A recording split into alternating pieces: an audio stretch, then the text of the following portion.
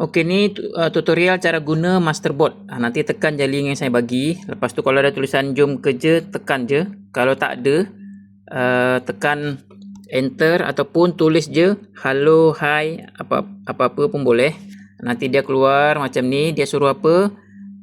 Letak nama produk yang ni. Tapi tak ikut ini sangat pun, boleh je ikut apa yang kita suruh nanti. Tapi yang paling penting kita masukkan dulu gambar produk. Ni saya contoh buat minyak, ni kan minyak bidara kan produk dia. Masukkan gambar produk, lepas tu masukkan gambar model. Kalau nak pakai model lah, masukkan gambar model. Contoh saya dah ada model, saya guna pakcik tua ni. Yang paling penting masukkan gambar produk dan model. Baru kita tulis nama produk. Kita tulis kat sini. Nama produk minyak urut bidara kan. Lepas tu kelebihan produk. Apa kelebihan dia? Contohlah minyak ni sesuai untuk urut, sakit sendi, kulit gatal, perut kembung.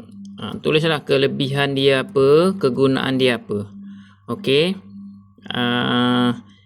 Lepas tu target market dia siapa? Target market contoh pakcik dan makcik kan.